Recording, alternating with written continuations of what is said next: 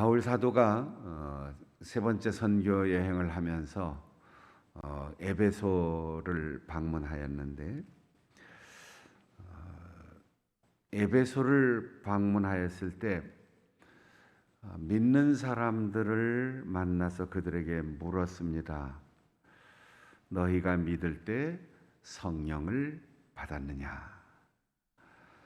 그런데 이 사람들은 성령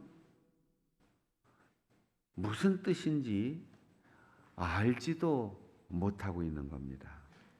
그러면서도 우리는 아주 훌륭한 설교자에게 계속 설교를 들어왔습니다. 바로 아볼로라는 사람인데, 그 당시 세계 최대의 도시 중 하나이고 문화적으로 역사적으로 아주 중요한 도시였습니다. 일찍이 천하를 통일하고 세계 제국을 만들었던 알렉산드로스 대왕의 이름을 따서 아프리카 제일 북쪽 지중해 연안에 새로운 도시를 세웠는데, 그것이 알렉산드리아입니다. 굳이 요즘으로 비교한다면 난 뉴욕 출신이야, 뉴욕에 유학하고 갔다 온 사람이라고 이렇게 얘기할 수 있는 사람이 바로 아볼로입니다. 게다가 이곳에는 세계 최대의 도서관이 있었는데, 전 세계에 있는 모든 중요한 자료들을 다 모아서 당시 세계 통용 언어였던 헬라어로 이 모든 고전 세계 문학, 그런 중요한 자료들을 다 번역을 해놨습니다. 거기에 유대인의 구약 성경, 지금 우리가 가지고 있는 성경 66권 중에 39권, 신약 27권은 아직 출현하지 않았을 때니까 그 구약 성경을 히브리어에서 헬라어로 번역한 번역본이 이 알렉산드리아 도서관에 비치되어 있고 여기에서 작업을 했습니다. 그러니까 알렉산드리아 출신이다라고 하면 전 세계에 그 당시까지 있었던 모든 역사적인 자료들이 다 모여 있는 곳, 그것이 국제 통용어로 번역이 되어서 모든 사람들이 공부하는 곳. 그러니까 알렉산드리아 출신 이러면 사람들이 무조건 존경하게 되어 있어요.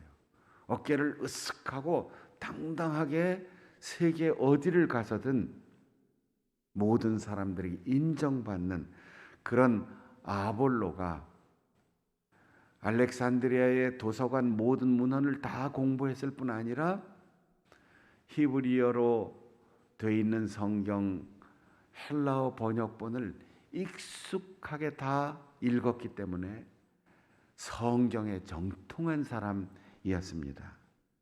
그가 에베소 사람들에게 설교를 오랫동안 했던 겁니다.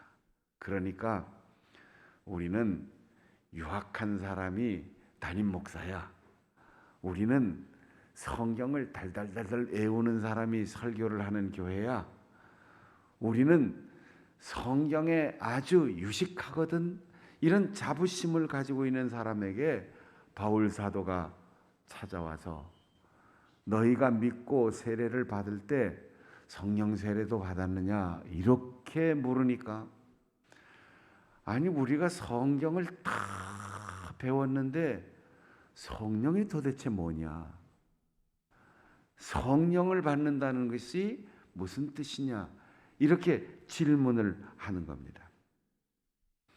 그래서 바울 사도는 그들에게 다시 예수 그리스도의 복음을 자세히 전하고 세례를 주는데, 이번에 세례는 그동안 자기들이 알던 물 세례가 아니고 안수하고 성령의 세례를 받을 때 거기서 12사람쯤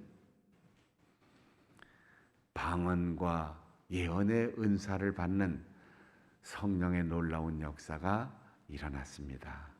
그 교회 신자가 12명이 아니고 성령의 세례를 받은 사람이 12명 정도가 되었다는 겁니다. 그러니 기독교 역사의 가장 위대한 사도 바울이 직접 설교하고 안수를 해도 저 사람이 뭘 모르는 얘기를 한다. 우린 다 안다. 우린 이미 성경에 능통하다. 성령 잘 모르지만 그거 없어도 살 수 있다. 이런 오만한 마음과 다친 마음을 가진 사람들은 성령 세례를 못 받았다는 거예요.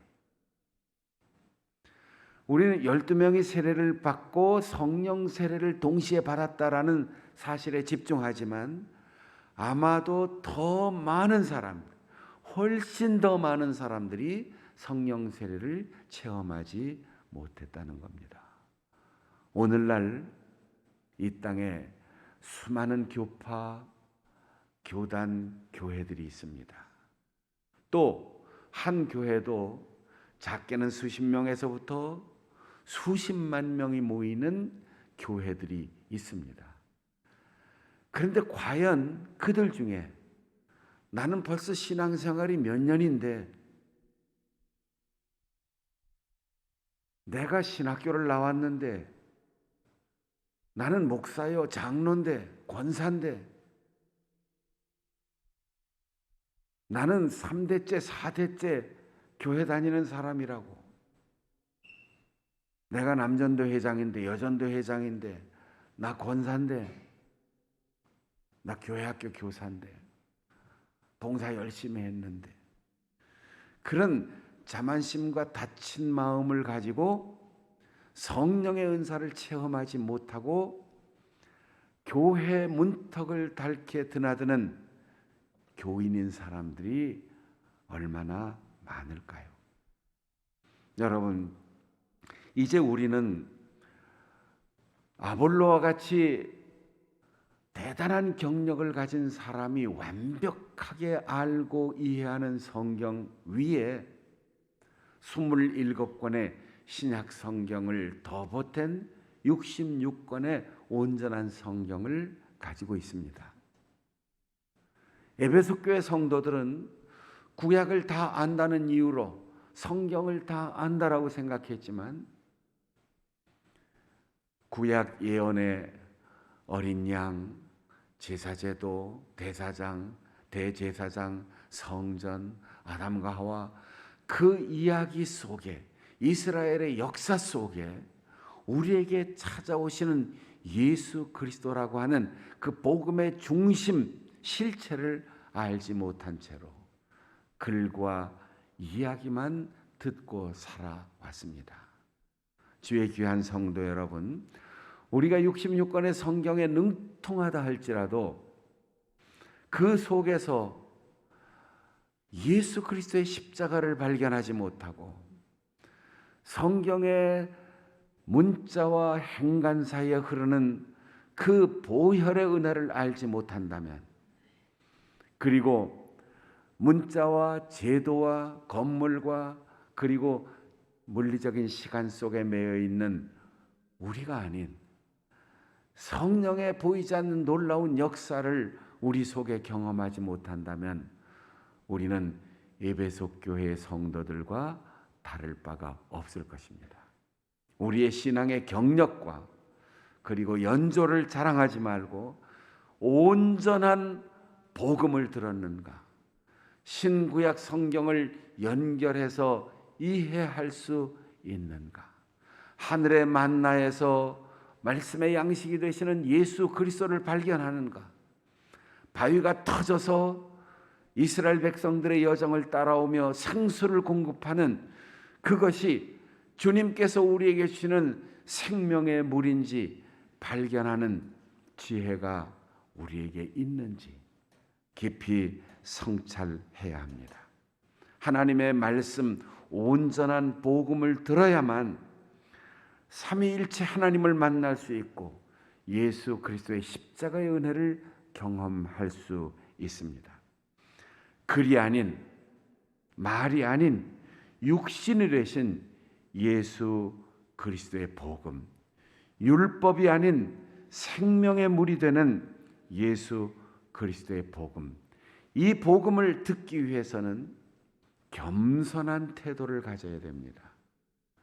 우리가 모르는 것, 그건 우리가 알 필요가 없다라든지, 우리가 아는 것을 익숙하게 얘기해 주는 것에만 끌려가지 말고 새로운 것, 그리고 하나님이 날마다 더해 주시는 은혜를 사모하며 살아야 합니다. 이만하면 족하다라고 하는 순간 우리의 생명력은 우리의 곁을 떠나는 것입니다.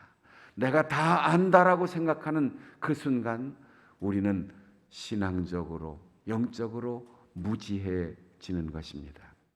진리의 말씀은 겸손한 태도를 가진 사람에게 들려옵니다. 내가 성경을 몇 독을 했는데, 제가 며칠 전에 운전을 하면서 라디오를 주파수를 이렇게 바꾸는데 우연히 불교 방송을 들었어요. 불교 방송을 듣는데 어떤 스님이 나와서 불경 중에 금강경이라고 하는 그 경전을 10만 독을 목표로 해서 지금 5만 독을 했다는 거예요. 5만 독을. 나는 깜짝 놀랐어요. 그게 아주 짧은 글인 듯한데, 그러면서 자기 하는 얘기가 내가 5만 독을 했다, 10만 독을 했다, 이게 목표가 아니고 매일매일 그 금강경을 읽고 마음속에 간직하고 되뇌이면서 그 속에 있는 진리를 깨닫기 위해서 잔을 읽는다는 거예요. 숫자는 중요하지 않다는 거예요. 어쩌면 우리는 스님들만큼도 진리의 말씀을 읽지 못하고 살아가지 않는가? 내가 이미 알고 있다, 내가 이미 경험했다, 나는 거듭났다, 이런 완성되었다는 생각이 우리의 신앙의 성장을 방해하고 있지는 않습니까? 왜 12명만 성령을 받았을까요? 12명의 마음은 열려 있었습니다. 아마도 그들은 에베소 교회에서 가장 뛰어난 성경 지식과 아름다운 열린 마음을 가진 사람들이었을 것입니다. 그러나 마음이 닫혀 있고 아는 것이 다라고 하는 생각, 더 이상 배울 것도 없다고 하는 자만심이 귀를 막고 눈을 막고 가슴을 닫아버리면 온전한 복음을 들을 수 없고 성령의 능력을 경험할 수 없습니다. 지금 오늘 우리에게 필요한 것은 편벽된 많은 지식이 아니고 굳어진 우리의 생각이 아니라 새롭게 우리에게 들려주시는 하나님의 말씀의 이해, 우리가 수없이 읽었던 성경도 매일 읽을 때마다 새롭게 그 뜻을 깨닫게 되는 놀라운 은혜를 이어갈 수 있어야 돼요. 그래야만 하나님의 성령이 우리의 마음을 다스려 주는 것입니다. 예수님의 복음이 선포되는 곳에 반드시 성령의 역사가 있습니다. 여러분, 알고 암송하고 쓰고 우리가 날마다 듣는 것 중요하지만 그때마다 성령께서 우리의 마음을 감동해 주시는지를 깊이 살펴봐야 합니다. 로마서 8장 9절에 보면 바울 사도가 말했습니다. 그리스도의 영이 없으면 그리스도의 사람이 아니다. 교적부에 있으면 그리스도의 사람이다가 아닙니다. 교인 명부에 있는 것이 중요하다가 아닙니다. 내가 성경을 많이 암송하고 많이 읽었다 그래서 그리스도의 사람이 되는 것이 아닙니다. 목사가 되고 장로가 되고 권사가 되고 직분이 소중해진다고 해서 그리스도의 온전한 사람이 되는 것이 아닙니다. 그리스도의 영이 있어야 해요. 우리가 지금 여기에서 그대로 내 영혼이 떠나가면 우리의 몸의 구성 성분 하나도 달라진 것이 없지만 시체예요. 사람이 아니에요. 그리스도인은 그리스도의 영으로 사는 겁니다. 여러분, 우리가 이 세상에서 첫사람 아담과 하와의 삶을 생각해 보십시오.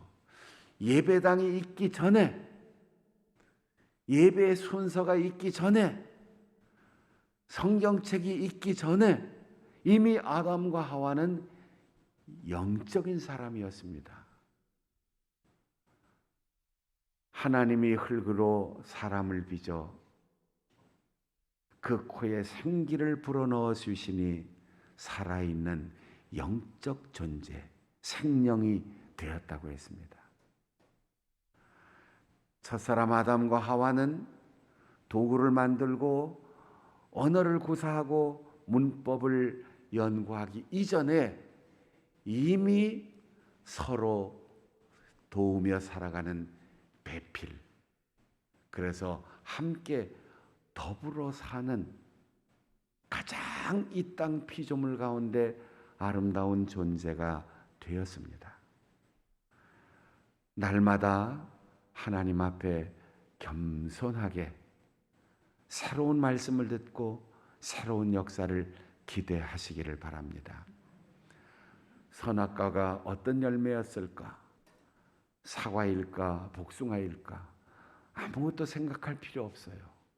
하나님이 먹지 말라고 한 것은 안 먹으면 되고, 하나님이 그대로 두라고 한 것은 그대로 두면 되고, 하나님이 먹으라고 한 것은 먹으면 됩니다. 오늘날 인간의 모든 불행은 하나님이 건드리지 말라고 한 것을 건드렸기 때문에 이 세상에 불행이 오는 겁니다. 풀 한 포기, 나무 한 그루, 벌레 한 마리에서부터 물 한 방울까지도 하나님이 만드신 피조물을 그대로 보존하고 가꾸고 알뜰하게 섬기는 것이 인간의 본분입니다. 코로나 바이러스에 대한 두려움 때문에 인간의 활동이 멈추면서 서서히 자연이 회복되면서 이제 자연 스스로가 우리에게 회복하고 일상으로 돌아갈 수 있는 선물을 줄 것입니다. 우리가 조심하고 방역 수칙을 지키고 백신을 주사하고 치료약을 개발하는 것보다 더 큰 하나님의 치료의 역사가 나타날 것입니다. 우리는 인간이 할 수 있는 노력을 최선을 다하여 할 것이지만 결국 하나님께서 우리에게 은혜의 선물을 허락해 주시기를 기대하고 기도하고 있는 것입니다. 성경을 지식으로 생각하고 교양으로 생각하고 삶의 깊이라고 생각한다면 성령의 역사는 없습니다. 성경에 나오는 위대한 인물들은 다 우리와 똑같이 평범하고 결점 있고 허물 있고 실수 있고 죄를 지었던 사람들입니다. 그러나 그들이 겸손한 태도로 하나님 앞에 무릎 꿇고 회개하며 성령으로 충만했을 때 그들은 하나님 앞에 귀하게 쓰임을 받았습니다. 100명의 부하를 거느린 고급 장교 고넬료도 겸손할 때 성령을 받았습니다. 빌립보의 교도소 소장이었던 사람도 바울 사도 앞에 우리가 어떻게 하면 구원을 받겠습니까? 라고 무릎을 꿇었을 때 온 가족이 다 세례를 받고 구원의 은혜를 받았습니다. 그러므로 온전한 복음을 사모하는 마음, 겸손한 태도가 우리로 하여금 마땅히 그리스도인이 되게 하고 마땅히 생명력 있고 능력 있는 성도로 살아갈 수 있게 합니다. 제가 여러 해 전에 러시아에 갔다 온 얘기를 드린 적이 있는데 모스크바에 있는 선교사들 전체 수련회 모임을 저에게 강사로 오라고 해서 두 번째 갔다 올 때 얘기입니다.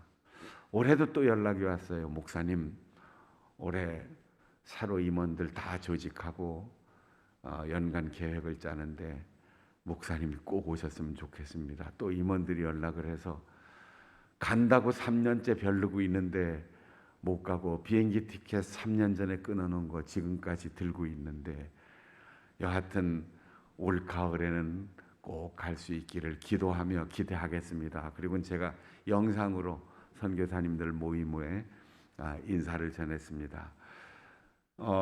수련회를 모스크바 외곽에서 마치고 모스크바 시내로 돌아오는 길인데 우리 선교사님이 이제 운전을 해서 저하고 제 아내하고 선교사님 부부하고 그렇게 돌아오는 길이에요.